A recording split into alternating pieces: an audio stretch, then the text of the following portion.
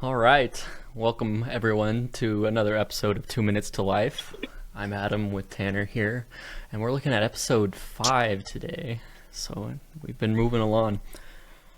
To start off, I guess I'll share a story about my NASM personal trainer test that I got to take right after our last episode last week. So currently how they have it is they have a practice test and they have a non-proctored test and then they have a proctored test. And as I was going through the beginning, it kind of seemed like you could do the proctored test or you could do the non-proctored test. And so I busted through my studies and I took that non-proctored test, and it was cake, the easiest test I ever took in my life. They were basically questions pulled from the practice test. I'm like, this was super easy. I expected it to be harder. But then finally I got through it and it says this is a non-certifiable test. And I was like, oh shoot, I got to actually do the proctored. And so I scheduled the proctored for a few days later. And that was probably the hardest test I've ever taken in my life. Yeah. The whole time I'm stressed and I'm like, I am not going to pass. But get this, on top of this, I'm stressing because it's extremely hard. I'm worried that I'm not going to be able to pass. And I've never done like an online proctored test before. So that experience was crazy. You got to show them the whole room, under your legs, your lap, like everything, make sure you don't got anything. But I'm like a few questions in that test, and then my laptop gives me a notification saying your battery is low. And I did not bring the charging cable in the room I was in. I'm like, I don't think they're going to let me go get my charging cable. So I'm there already stressing about the test, and now I start busting through those questions. Like, I gotta finish this before my battery dies because they're not gonna let me do this. Luckily, I passed. But that was probably the most stressful experience of my life. I'm like, oh my gosh. It was fun though. It was enjoyable. Yeah. A lot of good stuff in there. But you definitely have to do your studying to pass that. It's no joke. That's the hardest test I've ever taken, hands down. Hands down the hardest test. Yeah, it's crazy. Dude, because you had started the whole course basically on Monday, you had finished the course by like Wednesday.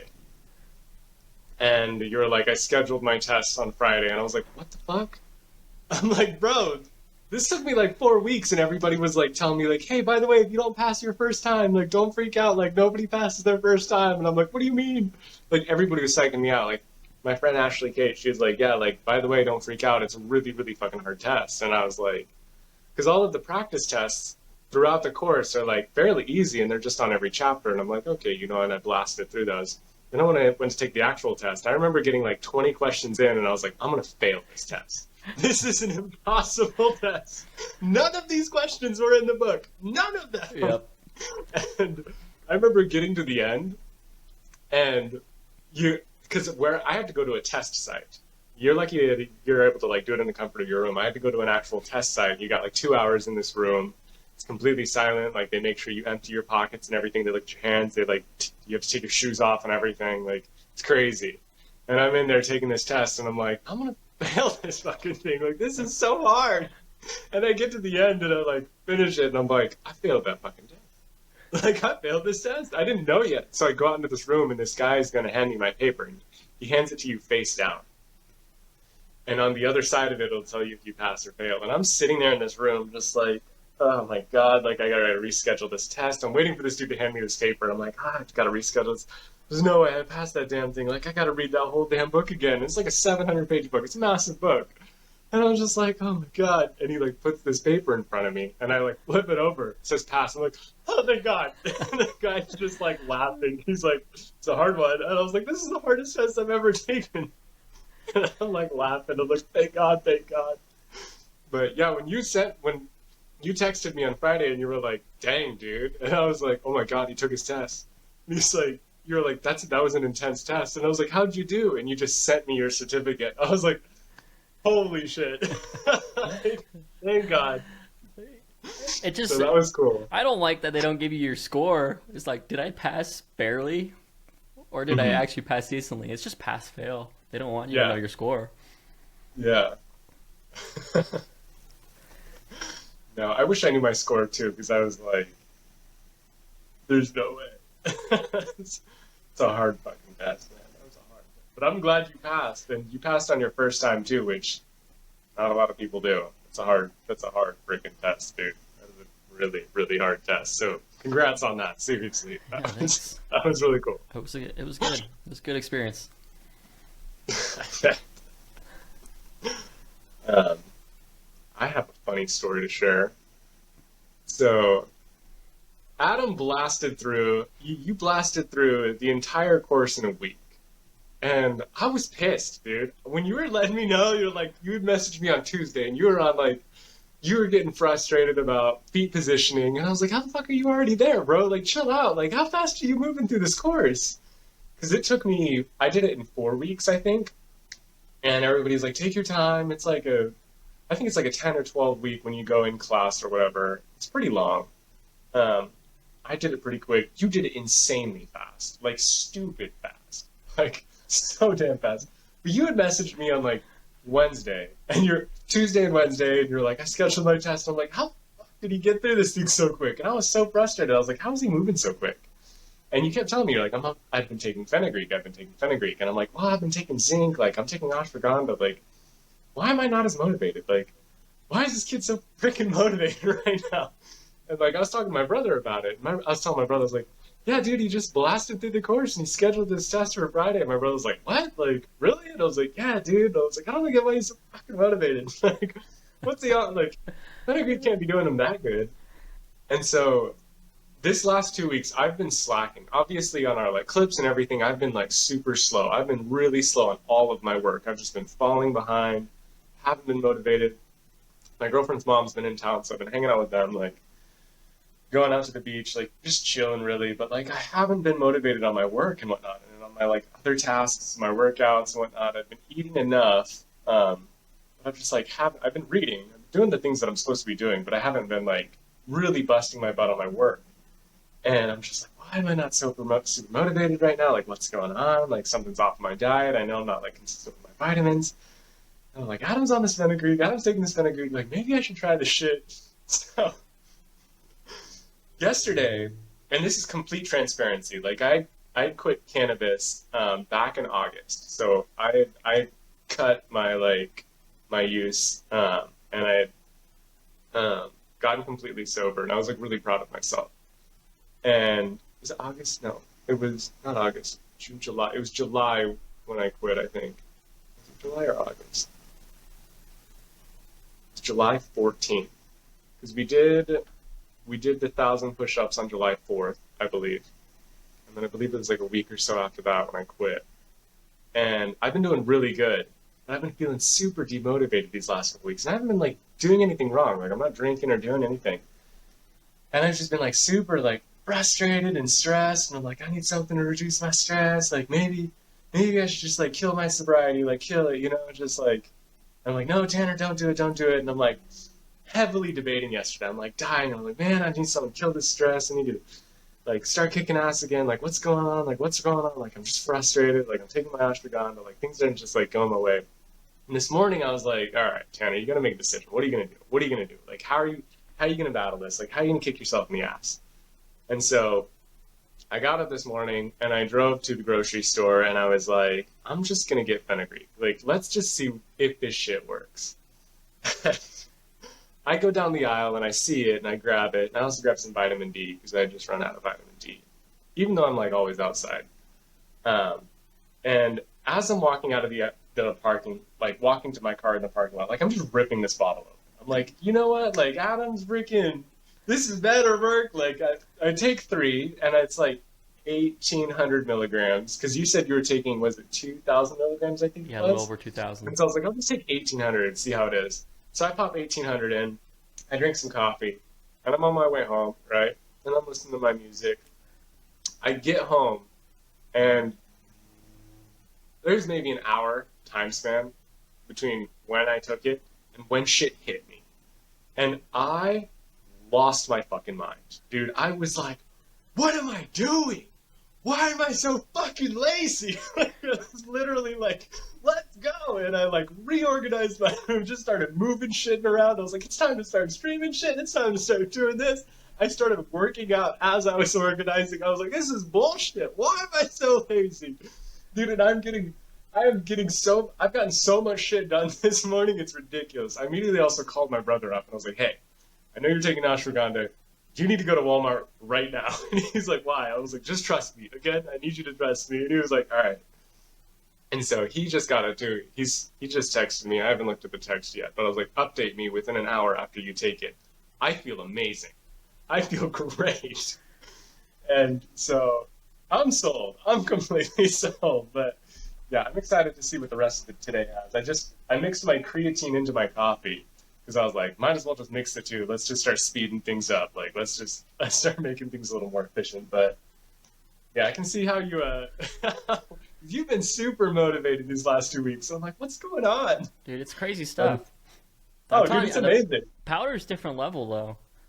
Oh yeah? Because you get the kick of the flavor on top of it. That curry. Dude, I taste the curry flavor through the capsules. Right as I opened it, I was like, whew, this is strong. It's nuts. It is a straight up curry. It is 100% a curry smell. So, how you do the straight powder. That's crazy. But that's got to hit you quicker though, because your body doesn't have to rip apart those capsules. You're just going straight into the powder.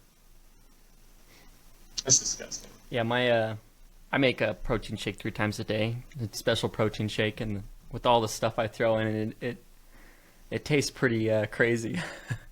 What are you putting in that protein shake? Okay, I got let's hear it. Let's hear it. Probably, let's see, 30 grams protein, 2 grams creatine. I'll take 3 of these a day. Wait, 3 of these shakes a day? Yeah. Go. Potassium. I don't know how much potassium. Maybe just 300 milligrams, just something. And then about 700, over 700 of ashwagandha, and then 700 of fenugreek.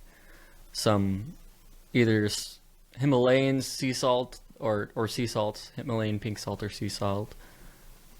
I think that's it. Yeah. Damn. Is it strong? Does it taste like rank? I mean, what I've noticed is it depends on the flavor of protein you're using really makes a difference. Like the vanilla was, I couldn't breathe through my nose. It was that bad. I had to just chug that sucker. But I'm on a chocolate one now, and it's all right. It's definitely still, you need to get acquired to it because that spice type of deal in your protein shake is interesting, but just a chocolate curry protein. Yeah. I mean, to each their own, but all right. That's intense, man. Chocolate curry. A vanilla curry, I could probably do a vanilla curry. I don't know about I don't eat chocolate, so I mean, but that'd be interesting. Damn, dude. That's a pretty intense protein shake. Shit. So, while we're talking about this, one thing that's been on my mind is caffeine. That is one thing that they go over in the supplements of the NASM certification is caffeine. Mm-hmm. But one thing I'm starting to notice as I'm taking more control of my nutrition, and especially starting to take these, ashwagandha and fenugreek, which boost testosterone and energy, I'm starting to see the unnecessity, if that's a word, of caffeine. And I feel like if you have your nutrition in line and in balance, you have energy to use throughout the day, and you don't need caffeine. Mm-hmm. So, I don't know. What do you think of that? I actually kind of agree. So, after taking fenugreek this morning, I had a thought. Because I feel so motivated. Even through this, I'm like, all right, we've got this much time, whatever, to record, but I'm like, what am I going to do today? All this stuff. And I realized, I'm like, I feel bad for the people who don't know that, once you get your hormones to a good level, you've got all the energy in the world. You've got all of the energy just available to you. And, I didn't even need my coffee today. I was like, I just want to taste coffee today. I feel super motivated. I don't need the caffeine today. And I knew I didn't need it.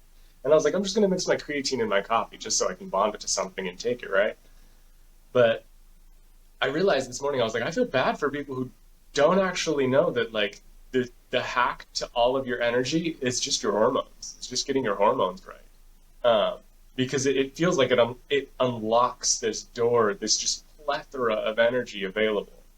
And so I do kind of agree with you on that. I do agree that you don't need caffeine. A lot of people live without caffeine. A lot of people do night shifts without caffeine. There's a ton of people who operate their life without caffeine. And so, I mean, to each their own. If people want to use caffeine, that's fine. But I do realize that this, especially this morning after taking Fenugreek, I was like, holy crap, man! Like, I feel like I just took 1,000 milligrams of caffeine. Like, I feel like I just took a bullet coffee, like straight to the dome. Man, this is crazy. And I was like, damn, like people just, if they had access to this, if they had access to this information and they just tried it, they'd be like, damn, I don't need the coffee. I don't need whatever. Like, whatever you're using to get up in the morning, I don't need the energy drink. That was just my main thing. I was like, I feel bad because like nobody knows. Like a lot of people don't know it. So we utilize caffeine, like that substance, as a central nervous system stimulant to get us moving. It was a part of the methylxanthine class, I think it is. And that's what it is. It's a central nervous system stimulant. And you're right. If you have the actual information and the tools available to fix your diet to optimize your hormones, the level of energy that you have access to is untethered. It's crazy. It feels, I literally feel unstoppable. Like it's nuts, especially after like the Fenugreek. And I was like, I always drink my coffee and I don't drink a lot of it. I drink a very small amount of, I mean, granted, this is like a jar of coffee.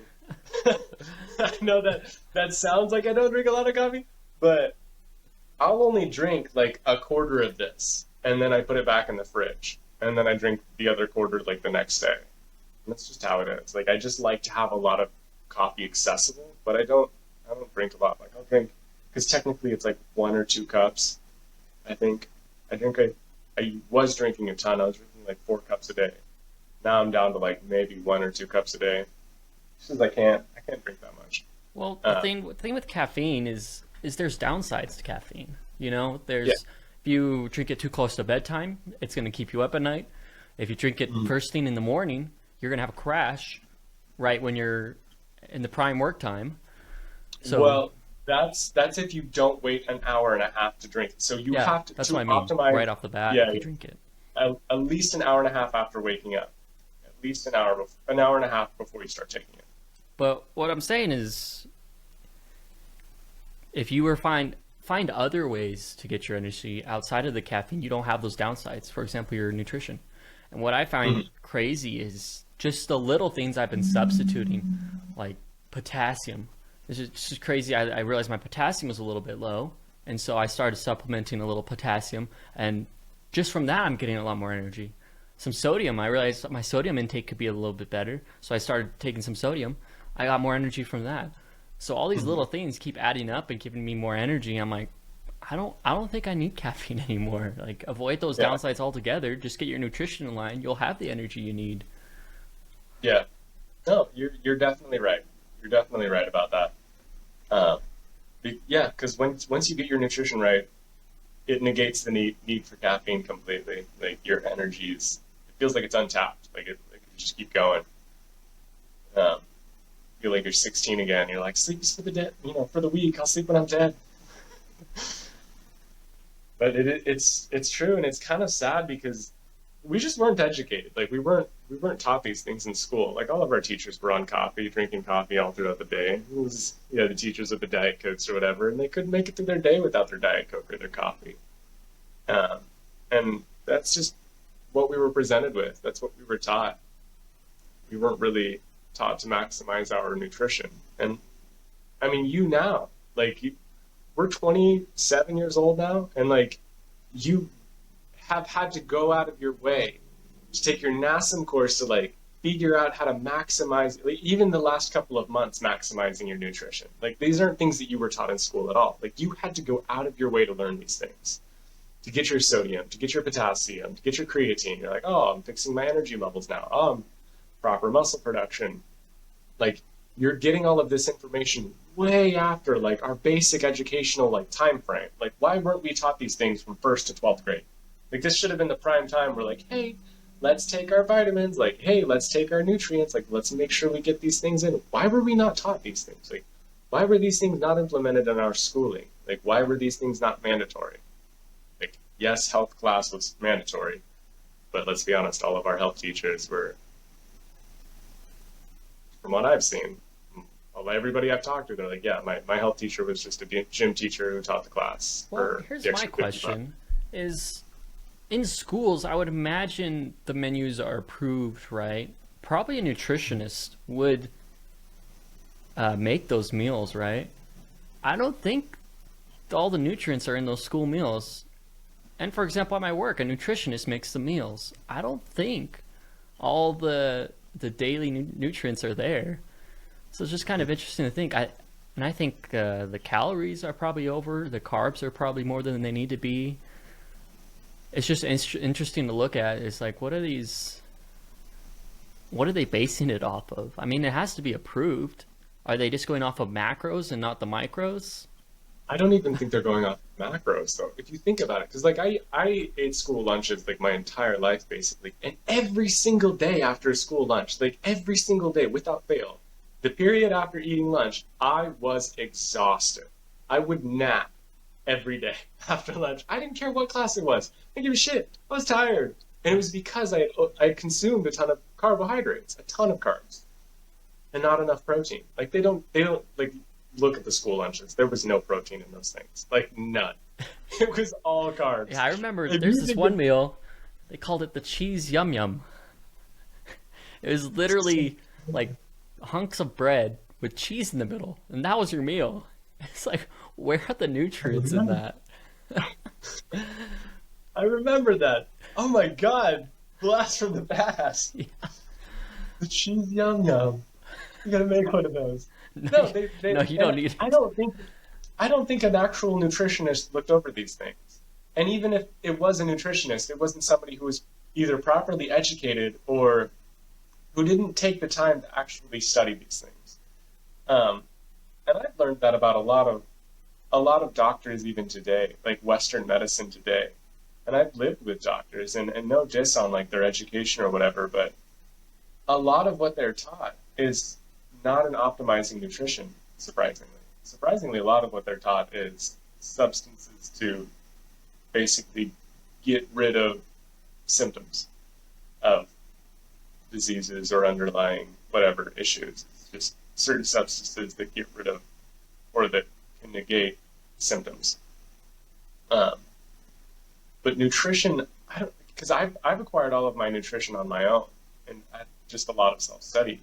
And looking back on school lunches, those were horrendous. Like, those were the worst things I could have put in my body. Like, even they had pizza days, they had just cheese yum yum days. Like, and a lot of this, and like in the mornings, like they had the French toast sticks that were fried that you would dip in just syrup. Like, how the hell you think these kids are starting their days? Like, you're just sending them on like a dopamine spike and then crashing them right in the morning. I wonder if it has to do with budget. Because 100%. Protein is expensive. Fresh fruits and vegetables are expensive. You know what's cheap? Simple carbs. And that's what they feed you tons of. See, but that, in my opinion, isn't true, in my opinion. Just because I can get somebody on a maximal protein diet with less, like, I can get you to spend less on protein every month than you spend on everything else. Because, I guess so, yeah. Like, you look at ground beef. You go to larger supermarket, I won't say the name because I don't want to get in trouble. Larger supermarket where you have to pay for a membership, everybody knows where it's at. They sell beef, even here in Hawaii, at $4.19 a pound, ground beef. You can get ground beef for $4.19 a pound. That's in Hawaii. I don't know how much it is over there in Idaho. It's probably a lot cheaper. But I'll get 8 pounds for my week. That's what I eat every day. I eat a pound of beef every day. I try to go for 2 pounds of meat in general every day. But a pound of beef every day, that's $4 a day. I get that can seem like a lot at first. But you look at an entire month, that's a little over 130, $140 for like half of your meals for the month. If you think of how much you would spend at, say, any fast food restaurant for lunch, just lunch, you spend at least $10 to $15 on whatever the hell you're gonna get, whatever there is, a big slap or whatever the heck you're getting. Like you're spending like anywhere from $8 to $15 to get your lunch. And if you can get half of your allotted protein for the month for literally a third of that price, the rest of your meals you can get for even cheaper. Like chicken's cheaper than beef, pork's cheaper than beef. Like that's not counting if you wanted to do a pound of chicken a day. If you wanted to do a pound of pork a day, most people can get chicken at, what is it? Right now at larger supermarket, it is $3.49. I know that because I've been checking every day this week because I'm waiting for it to go on sale. Like, it's even less than the beef. Like, you'd be spending around not even $100 to get your other half of protein, and there you go. Like, that's just for somebody who's aiming to be 200 pounds. Like, that's me. That's not even everybody else who's just trying to get their like 150 grams of protein a day. You can spend less on meat. You can spend a lot less on meat. Carbs, surprisingly enough, carbs do cost more, especially processed carbs. People go for the pizza in the frozen section. It's $10 for that pizza, and that'll feed you for, I don't know. For me, that's one night. Like whole pizza one night. I'm sorry. Like I think in most of the frozen pizzas that you get in the section, they're like 115 grams, maybe 80 grams of protein, and I have to slam the whole thing to get all that protein in. But I get $4 of ground beef. That's 100 grams of protein. Like there I go. So you can spend less if you're actually buying just meat. So when I look at the school lunches, I'm like, they just did us dirty, dude. They just did us hella dirty. They didn't care. It's really sad. Yeah, they just feed you your carbs and call it good. Yeah, I get my carbs. There's been times where I just went like pretty much no carbs, which you can do. I mean, you get a little bit of carbohydrate in your meats, not much, very, very, very, very little. But I've gone straight meat, just carnivore diet for a while. I don't recommend it. I recommend at least like an 80% carnivore, 20% like fruits and vegetables to get your other carbohydrates in and your good sugars. But you can go full meat. You can go full carnivore. Don't recommend. One thing I noticed personally, because personally I've been switching up my diet to a more paleo diet. Switching your simple carbs to complex carbs is extremely beneficial. Like I'm starting to realize, and I think I'd like to see studies. I haven't looked too much into it, but I think it's hard to lean off the simple carbs. I think your body gets used to the immediate nutrients, because that's the difference between simple and complex. Is when you take the simple carbs, your body absorbs all of those really quickly, and that's why it's dangerous. And you get can the gain weight dopamine quickly. rush What's from that? them converting into sugar. You get the dopamine rush from them Yeah. converting into sugar quickly. So it spikes your insulin levels pretty aggressively. So you get that immediate like slap of the dopamine. Yeah. And then complex, it just takes longer to digest. It slowly takes all those nutrients throughout your whole digestive tract. And so I do think it takes time to adjust from simple carbs to complex if you are making that big switch. But what I've noticed, yeah, especially talking about energy earlier, it boosts your energy. It makes you feel better. I mean, these simple carbs are just not good for you. And unfortunately, I feel like that's 80% of 99% of people's diets are simple carbs. And so it's kind of nuts. But if you switch them over to complex, like it's so much better. Like I've been switching to fruits and vegetables and meats, and that's pretty much my diet. And it's been extremely good. I mean, I have so much energy and I feel a lot better. My workouts are a lot better. So, And I feel like in the end, when you switch your diet over to just in my own personal experience, anytime I've switched my diet over to a paleo diet and I actually go out of my way to cook everything and make everything, I spend a lot less. I spend a lot less on what I'm like eating every month. And a lot of people I know will try to have the argument like it costs more to eat healthy, and it's not true. Like it's really not true.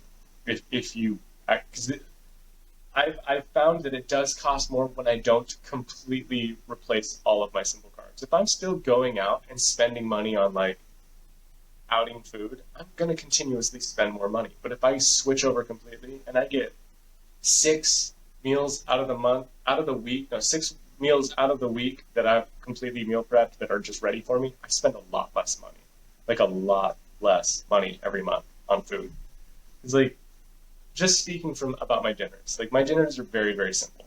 It's rice, beef, and then a vegetable of choice. And it's cheap as hell.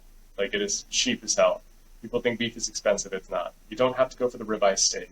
That's like $12.99 a pound. You can go for ground beef, or you can go for chuck steaks, like chuck roasts. Slow cook those motherfuckers. Like what are those, $6.98 a pound or something like that? Chuck roasts are cheap, man. They're not that expensive, and you can slow cook those things in the oven for like 2.5 hours, and they just be like fall apart deliciousness. And you're spending a lot less per pound, and you'll get a lot more meals out of it. So I think it's hard because simple carbs are more accessible, and when you walk through any grocery store, it's the first thing you see, especially at the ends of the aisles. You're walking down a grocery store and you're trying to find your specific aisle to find the things you need. At the end of every aisle, you're just presented, you're bombarded with simple carbs. You're bombarded with sugars. You're bombarded with those like things that are just going to slow you down.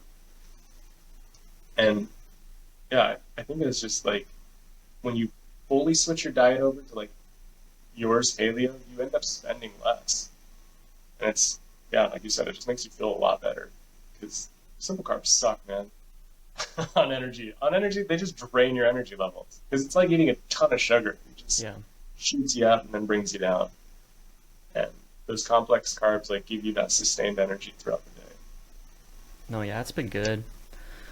One thing I find interesting is, we're talking about how the school lunches and the grocery aisles and how they keep pushing these things that aren't necessarily beneficial for us, that aren't going to get us our nutrients. One thing I've been hearing a lot is it's the term they're out to get us, And Yeah.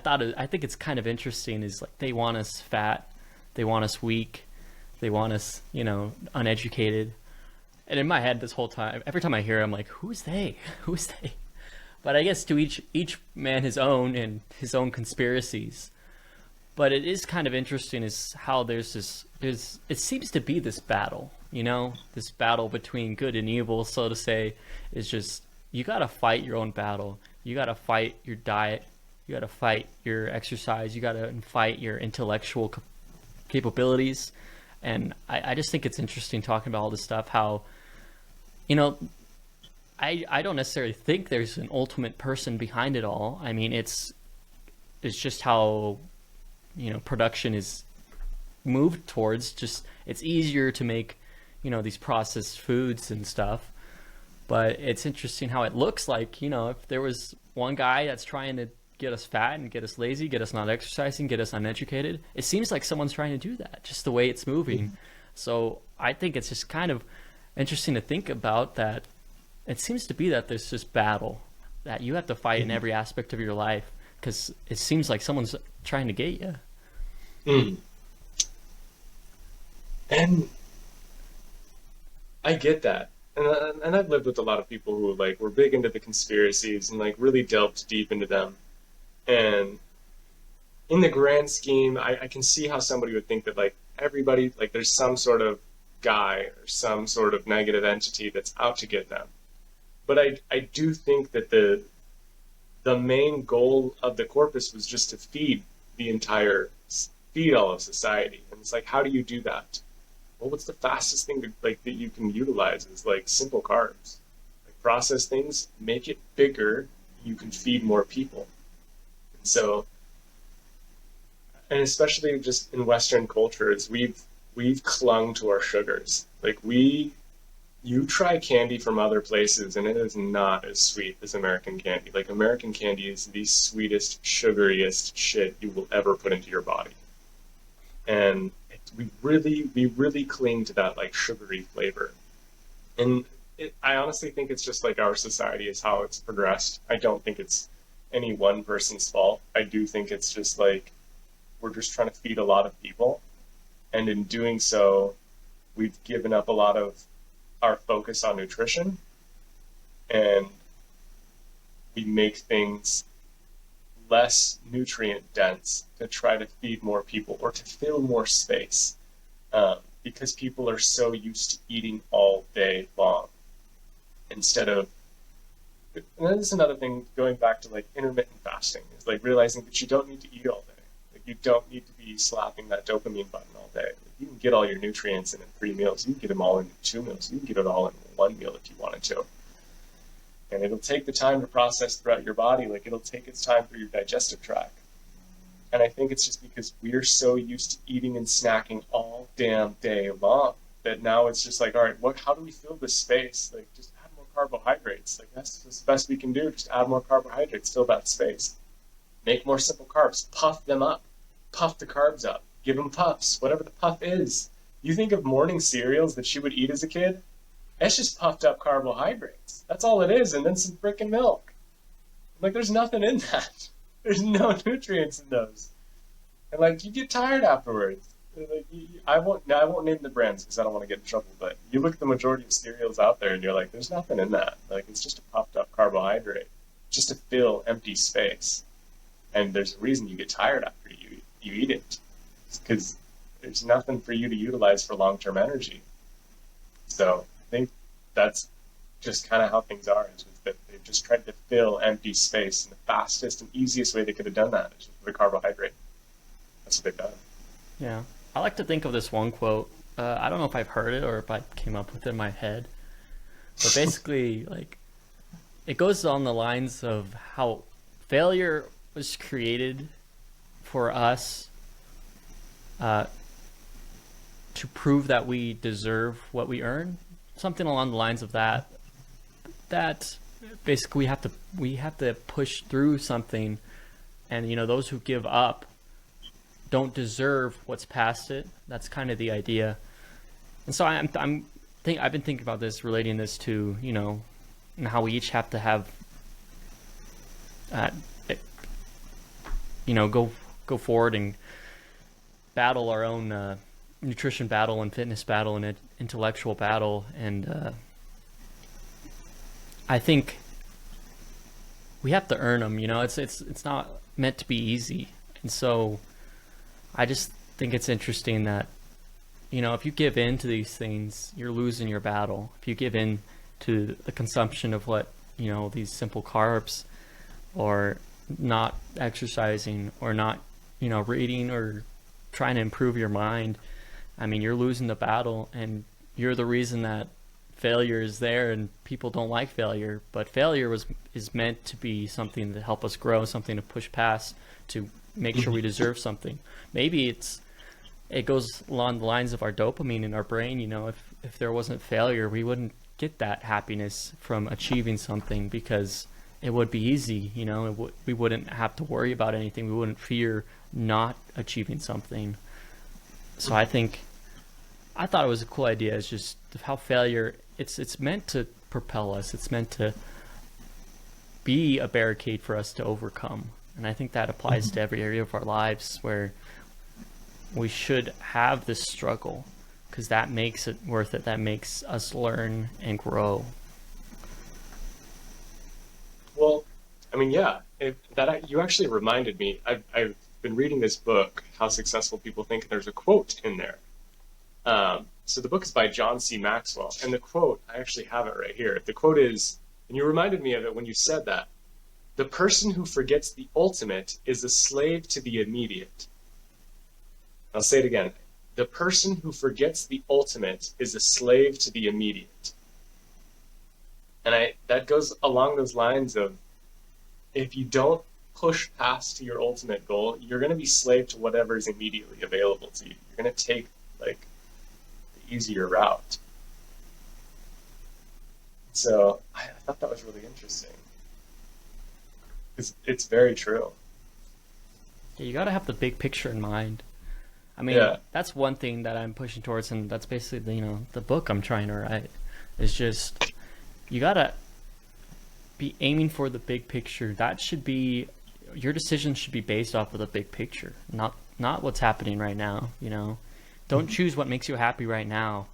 You know, choose what leads to make you happy later, because that's the more important happy. You know, you don't want the pleasure now, you want the joy in the later. And so you got to be making the choices now that lead there, and not the choices now that you think would make you happy, because they don't make you happy. You know, they end up making you suffer in the long term. Yeah, seeking delayed gratification. That's the best way it's been put in front of me in a lot of ways that I've been taught. It's delayed gratification. Because when you seek immediate gratification, what comes after is suffering.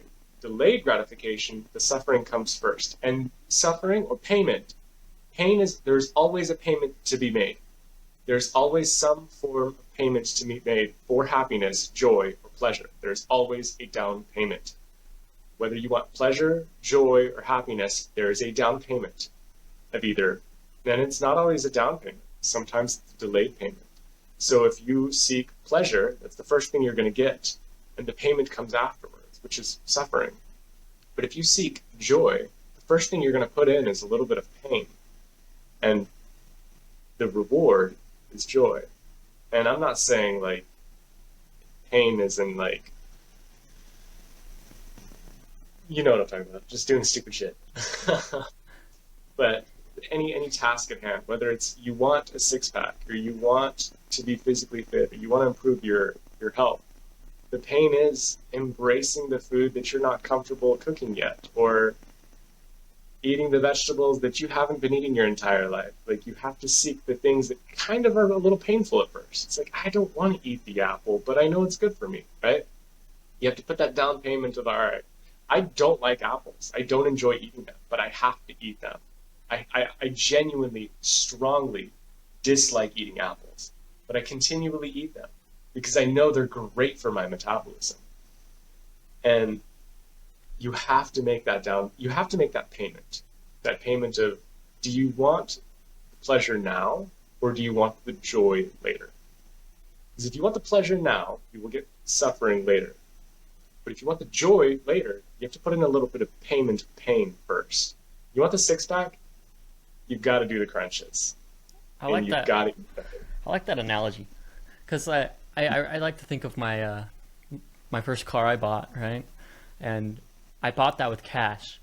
And when I went to the dealer and I chose my car and I told them I'm buying it with cash, they were not happy, because they weren't able to put me in this deal that's going to keep on bringing them in money throughout the years, right? And just charge me more and more and more.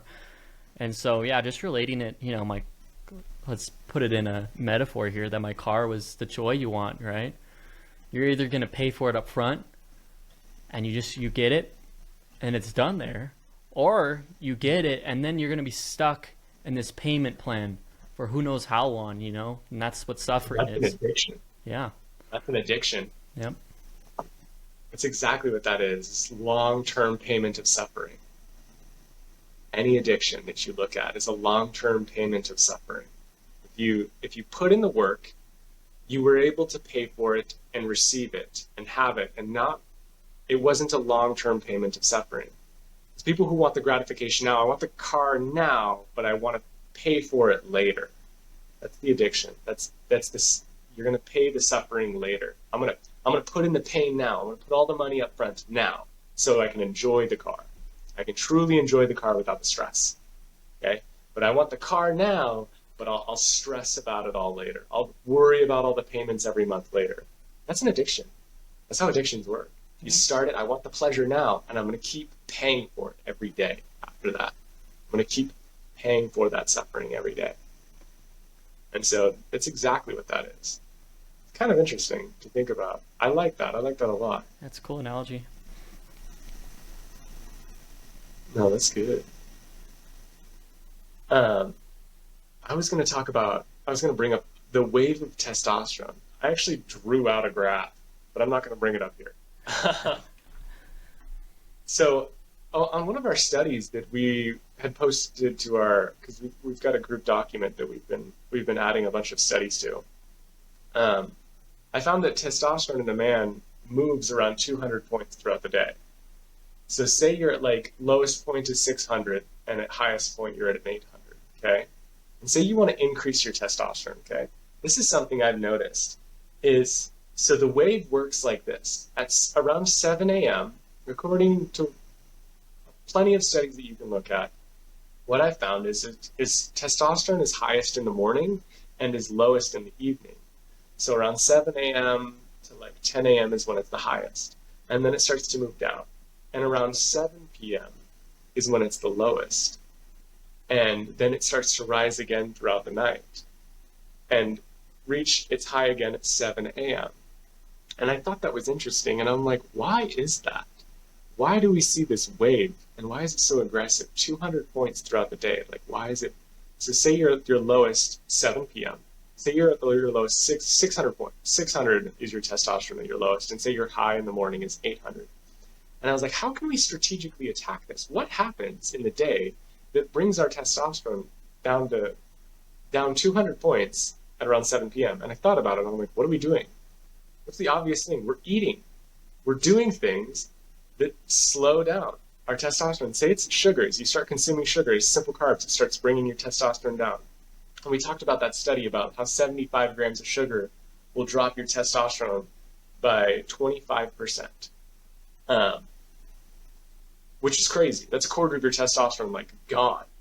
And anybody who chooses a pack of gummy worms, just that $2 pack of gummy worms at your local grocery store, it's like 85 grams of sugar. If you pound through that little pack of gummy worms, you kissed a quarter of your testosterone goodbye. And a lot of people in the evening, what do they crave at 7 p.m.? What are they craving in the evening? Sweets. Sweets, sugars, beer, their cigarette, whatever it is. They want their 5:30 beer. They want their, their afternoon alcohol. They want them sweets. And what is that doing? It's causing a push downward in testosterone. And so I've realized that if we can attack our testosterone earlier in the day, so mid-range is around 1 p.m. or 1 a.m. That's when our testosterone's around the middle. And I'm like, all right. So in the night, it's rising. It's already rising because we stopped eating. We're in bed, and our testosterone is increasing through our sleep, right? And in the morning, a lot of people start to eat, and they start to get their sugars in, their coffee, sugars, whatever it is, and it starts to drop. They start eating simple carbs, simple sugars, and it starts dropping throughout the day until 7 p.m. What if we attacked it at 1 p.m.? Say at 1 p.m. you started taking your zinc, your ashwagandha. You negated all of your sugars. You don't eat your simple carbs, right? You do the things that increase your testosterone around that time. So instead of your low being 600, say your low is now 650, or say your low is now 700. You don't let it go all the way down to 600 because you're attacking it early on around 1 p.m. strategically. This is just a theory I have, just an idea. Anybody could try it. So early in the day, your goal is from 1 p.m. to 7 p.m. to attack your testosterone, basically. Negate the sugars. Fight the urges, because that's when you're the weakest. That's when you're like, your Achilles heel of like, I want to kill my testosterone. You're like, that around that time is when you're like, I want the sugar, I want the beer, I want the things that push my testosterone lower. What if you negate that and you keep it at around to 700? Your testosterone still has to move 200 points. So your new high is now 900. This is just a theory. This is just like my testosterone attacking theory. So you can incrementally increase your testosterone every day and raise that wave by negating the sugars, negating the beer, negating the things that kill your testosterone. Obviously, once you remove these things from your diet, your testosterone will naturally increase. But if you understand that your weak point is at 7 p.m., you know that I am my weakest at 7 p.m. I have to be more diligent about my cravings at that time so that I can maximize my test levels. So that's just been something I've been thinking about, something I want to try. It's just making sure around 1 p.m., this is attack time. This is when I take my vitamins. Not directly in the morning. I'm going to start taking them around 1 p.m. The way I'm going to do that is I am going to take half my vitamins in the morning, and then I'm going to take my other half, like ashwagandha, my fenugreek, whatnot, around 1 p.m. so that I can keep that wave higher instead of letting it dip all the way down to that like 200 points below whatever it's been sitting at. So that's just what I've been coming up with and what I've been thinking of. I mean, I like the idea. It's just keeping your, it's pushing that line up. It's preventing that drop. And I know I get made fun of a lot at work, and even with a few workout buddies. about how I'm trying to maximize my testosterone. It's like, oh, I stopped eating nuts, I stopped eating mint, sugar. I stopped taking sugar, and they're just, Mhm. they make fun of me, which is fine. But if it does lower your testosterone, even just like by a 0.1%, it adds up. And if you can Mhm. avoid those things, then you could probably avoid that dip. It's a good theory. But yeah, if you look at that study about the sugar, it's kind of crazy. If you do the math, it's about every 3 grams of sugar is 1% of your testosterone, and It's that's crazy. that's pretty crazy considering how much sugar the average person takes is a lot more than 3 grams. They're losing a lot of percentage of their testosterone, and so we say testosterone a lot, but that goes along the lines of everything: your energy, uh, The you're gonna be more ability to burn tired. fat. What's that? Your ability to burn fat. Yeah, you're burning fat. Yeah, and your motivation, like all of that's declining with your testosterone. That's why we group it all in testosterone, because testosterone includes so many good factors of your health. But just cutting out the things that could even potentially lower your testosterone is just kind of the test right now, and see if you could keep that wave is honestly something I've been Mhm. trying to do. Just naturally maximize it. And I get that I mean, that's the direction we've been taking these last couple of weeks is just how can we naturally maximize it and to see the effects, just to experiment and feel it just in our everyday life, which has been fun. But yeah, you're right. Testosterone is responsible for a lot of the things in the body, whether it's burning fat, our emotional health. Like your emotional health is reliant a lot on your testosterone, like your motivation, your sexual drive. Men who are like, I don't feel it and I haven't felt it all month. Bro, your test is dead. You've gotta you've gotta fix that. Your ability to burn fat. That's what testosterone is. Like it helps with your metabolism. It helps with a lot of different things. But that's one thing that I've realized that a lot of people just don't know about. Especially this morning taking Fenugreek. I was like, damn, like a lot of people don't get to feel this. And I felt that rush this morning. I was like, damn, this feels amazing. This feels so good. And I'm not on any replacement therapy, no like TRT, no like what is it, testosterone. They like I don't know if they inject it or they take a pill. Um, but I'm not on any like replacement therapy or anything like that. It's just like naturally attacking it. And like people are really missing out on this like natural boost, this like rush. And I'm cut to the bone, not just because I've been training for 13 years, but also because I've been attacking my testosterone since I was like 14 years old, like aggressively.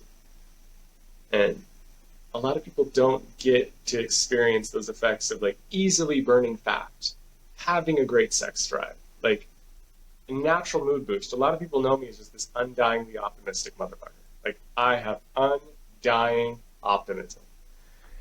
And I do attribute a lot of that to my testosterone levels. Like I still got great test. I still got great testosterone.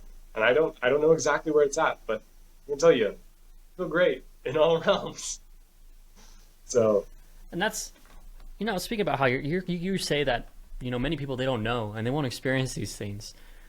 And I find that interesting, thinking about all the studies I went through with NASA last week is just, the first phase, there's different phases and different levels of motivation and such. But the first thing to get anyone to do anything is uh, they have to learn about it. You have to inform them. That's the number one purpose of a personal trainer is just information. Give them information. And so I think that's just something to look at is just people don't know what these things do for you. They don't know.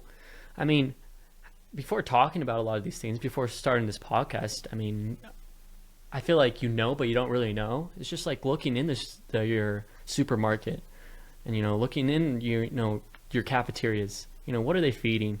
Just open your eyes a little bit, trying to learn a little bit, and what am I actually putting into my body?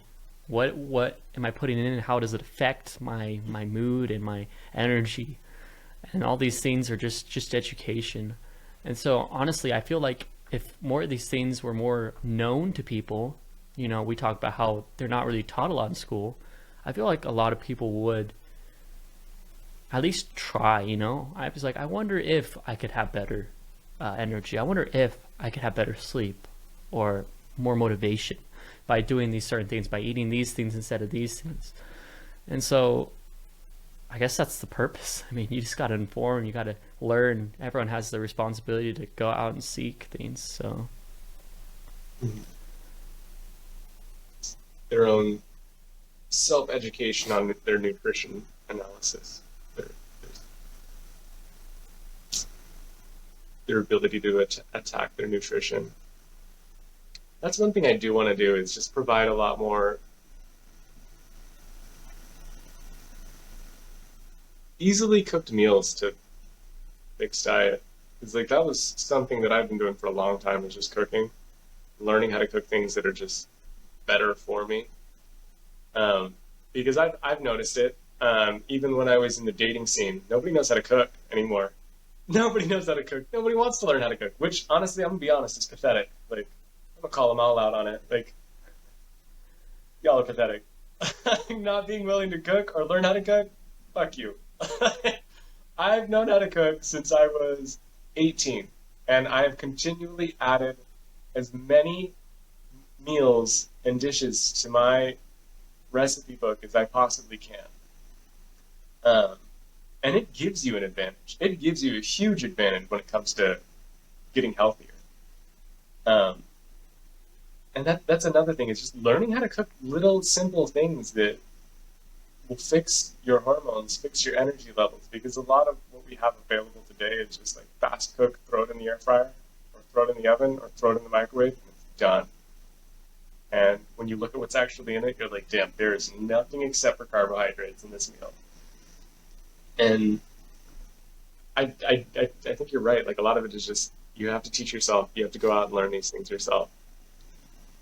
Because school's not going to teach you. Like, they're not going to teach you in your basic education, which sucks. Like, that really blows. That really blows that they won't teach you these things in school. Because a lot of these things I wish they had taught us first. Like, I wish I was taught nutrition first. I wish elementary school was about, hey, this is how you fix your body. This is how you make your body run better, work better. Because imagine the amount of like head start we would have had if like they had tacked nutrition in elementary school. Like, here's your nutrition, and they like, what if that was drilled into our heads? Like, here's your creatine, here's your protein, here's what you need throughout your like life. And you're like, okay, like that's interesting. Like, okay. Like, Yeah. what if that was the basis? What if that was the foundation? That would have been insane. Like, that would have been the best head start any of us could have had, was our nutrition. And that should have been our foundation. That should have been everybody's foundation in grade school, is their nutrition. But unfortunately, that's not the case. Yeah, everyone's lives would be different. Life would be different. Well, let's put all these teachers and doctors out of a job. Let me fire your doctor in 30 seconds or less. That's my goal. Fire everybody's doctor in 30 seconds or less. Yeah, that would have been a sick foundation. But, I mean, I guess that is the goal here, is just to make that information a little more accessible, a little more understandable. So, Yeah. you want to improve your diet, just start with protein. That's my whole thing, is just like, incorporate protein. Once you start there, everything else kind of falls into line. It gets a lot easier. Because you end up getting rid of a lot of the shitty carbs if you just add more protein to your diet. You fill up the space with something that lasts a little bit longer. Which, a piece of advice that I'm really grateful I learned is, especially in the NASM course, I learned this in my NASM course, is your body utilizes fats and carbs for energy production first. It utilizes protein last. Carbs and protein per gram contain 4 calories. Fats per gram contain 9 calories. So you understand that your carbohydrates, a lot of them are going to be stored away until those aminos can be completed. Proteins, though, are complete. They have everything you need in them to be utilized, but they'll be utilized last.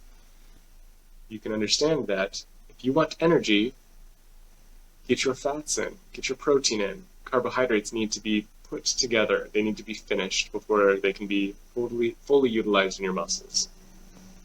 And I think that's a piece of advice that I've utilized for training, for working out, is if I can get some fats in and some protein in, I'll have energy for my workout. I don't have to carb load my body. I don't have to like eat a shit ton of mac and cheese or, breads. Understand that your body's going to use fats or carbs first, and then it's going to use protein last. Get your fats in. One of the best pre-workouts that I would take for the longest time, I still do it to this day, is peanut butter. I love having peanut butter just because there's a ton of fats in it. That's like one of my go-tos. And I know that we said like there's nuts that are bad for testosterone. There are three main nuts that I've found that are not good for testosterone. That's almonds, walnuts, and pistachios. They are just not the best. There are other nuts that do have positive effects on testosterone, but almonds, walnuts, and pistachios are the worst for testosterone. And this is just, you can do your own self-analysis, do your own studying, and find that out. But peanut butter as a pre-workout, you get your fats for energy production. There's 9 calories per gram of fat. There's a ton of fats in peanut butter. And it's one of the best things that you can have access to before a workout. If you try to load like breads, pastas into your system before a workout, you're going to pass out. You're going to be really freaking tired in your workout. If you get fats in, you get 9 calories instead of 4 per gram, which is a lot better for energy production. So that's just something I've utilized, is fats first for energy production, and then I have my protein in my body for repair, for recovery, which recovery is incredibly important. Skipping recovery will kill you. Yeah, you need to focus on all your macros, and then you can focus on your micros. So macros. Well, let's get into goals, man. I don't even, off the top of my head, I don't even remember what were your goals last week. I continued the goal to finish writing a chapter of my book. Yeah. How'd you do? I got it.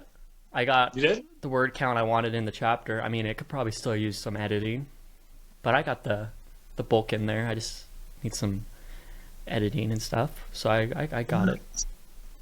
Oh yeah. All right. What about your physical goal, your fitness goal? I think my physical goal was to do 100 perfect push-ups. And I didn't get there. You didn't get there? The thing is, like I said, is when you're trying to go for reps, you lose your form a little bit. So what I've learned is, even if it's just an inch, one way or the other, it adds up, when you're going for repetitions. And so in my opinion, the perfect push-up is where your chest, your chin, and your nose are pretty much all touching the ground, and then you go up to a full extension. And so I got up to like 70, which is all right. Not quite where I wanted to go, but you do form over reps. Always do form over reps. So what do you want your intellectual goal to be this week? What do you want to accomplish intellectually this week?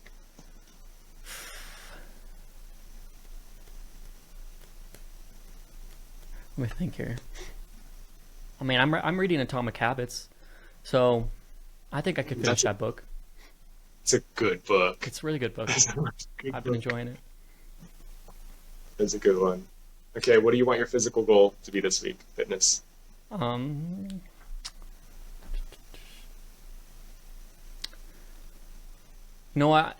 talked about caffeine. I'm going to make a caffeine goal this week. I want to do 0 caffeine this week. I want to try to be natural on my energy, and in the long run, I think I only want to take caffeine just rare occasions. But for this week, I feel like I want to make a goal of just being caffeine free and try to feel my natural energy and go that way. So nice. Okay. Let's hear your goals. Intellectually, I believe my goal last week was to read Turning Pro by Steven Pressfield, and I read it. I loved it. It was good. It was a really good book. For you or anybody who's wondering, Turning Pro is about how to move from an amateur to a professional. And Steven Pressfield has written 2 very good books about that, The War of Art and Turning Pro. Turning Pro is recommended by a lot of people, and I've been dying to read it for many, many years, and finally I just pulled the trigger and read it. Great book. So I hit that one. My physical goal was I think it was to get my vitamins in every day, to drink that shitty green apple drink every day. And Um, and I'm gonna be honest with you, I only drank one, and I didn't even finish it. There's still like this oh much my left. gosh. So this is old. This is like 4 days old. So It's still good. Drink it. no, no, dear God, no. Don't waste it. No, let's go to waste. This week I would like to finish this. I just started How Successful People Think by John C. Maxwell. Started it last week. No, not last week. Last night. It's a really short book, so I'll probably honestly finish it today. So after that, because this I don't really count this as like an intellectual, like this is literally 100 pages. Like this is a tiny book. This is anybody could read this in a day. So I do want to finish that, but aside from that, I would like to set aside 2 hours this week, just 2 days, 1 hour a day, for thinking time, for time specifically, no distractions, just to think and write down my ideas and thoughts. So I just want an hour, no distractions. I just pen and paper, and I just put whatever's in there down, because that's basically what this book is about. And I want to do that. I want to try it. So 2 hours this week. Thinkitation. I'll just call it Thinkitation. Simon Sinek has a thing on that. And then physical goal was vitamins, and I failed. I guess. You gonna reattempt? I guess. Let's see. I do need to drink those vitamins. Shit. All right. I want to hit 5 days this week. Let's not try 7. Let's just aim for 5. Let's give myself some grace. 5 days, my vitamin every day. At least 1 scoop of my vitamins. It's technically 2 scoops if you're high training. I'm just going to aim for 1 every day at least to get half my vitamin allotment in. It's loaded. It's got everything I need. Well, 5 days, just a half serving at least. That's my goal. So, finish my book, Sweet. give myself some time, and take my damn vitamins. Along with the Fenugreek, which I'm not going to have any issues taking because that shit's amazing. It's good stuff. It is good stuff. All right, man. Well, I guess that concludes 2 Minutes to Life, episode 5. We will see you guys next week. See ya.